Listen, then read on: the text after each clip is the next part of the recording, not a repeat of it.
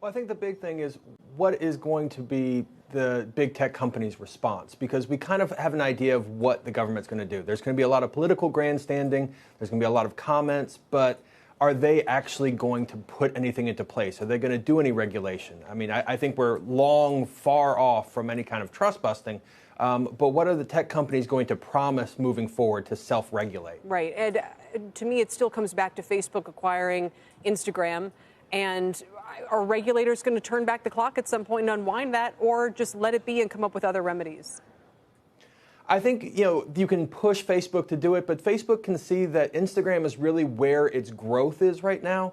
Facebook users, they're not spending as much time on the platform, but Instagram's really growing, and that's such a big moneymaker for them right now, in particular how they're using that platform to kind of defeat their competitors, whether it's Instagram stories or longer video, and that's where they're doing a lot of the innovation. So I can't see Facebook wanting to give away that big product right now.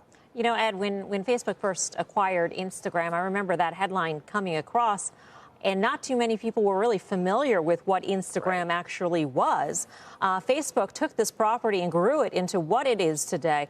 I mean, that would be an incredibly unfair message to send to companies who are looking to acquire a small competitor and grow that, grow that small company into something big and profitable. Right, exactly. And as you pointed out, when Facebook acquired Instagram, it was a much smaller business. Its viability was still unclear, even though there was a lot of activity on it. So, you got to give Facebook credit for sort of taking a look at that and understanding the potential around it. And of course, when you fold it into Facebook's resources, they're able to grow probably more quickly than it otherwise would have on its own. So, yeah, I agree with the other guests. I think, to unwind that would be unfair and very difficult, and is a huge part of Facebook's business right now and going forward. I do think legislation wants to take a closer look at, what that means for future mergers. And again, I think everyone's going to get better educated on how Silicon Valley works. And a lot of these sort of startups, they're not publicly traded. They're small companies, or they're soon to be big companies. Like, look at what happened with the We company, with WeWork's parent. So that there isn't a lot of visibility in terms of the potential for these companies should then be a factor in how you then regulate future mergers. I mean, look at what happened in the past 24 hours with Control Labs and Facebook. Exactly. I mean, despite all of this, Facebook's out there acquiring a small company once again. In 5 years, we could look back and say that acquisition of Control Labs, this is the basis for some sort of tech regulation, committee to look into Facebook again.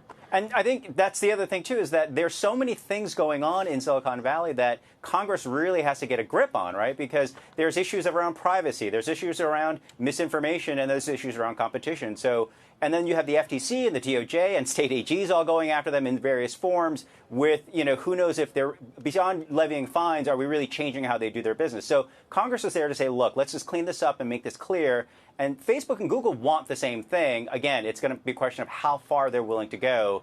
In the meantime, though, it is grandstanding, right? They want this as a political issue going into 2020. You don't want to solve it before then, right? So this hearing is likely a way to sort of set these markers and to sort of set some political goalposts.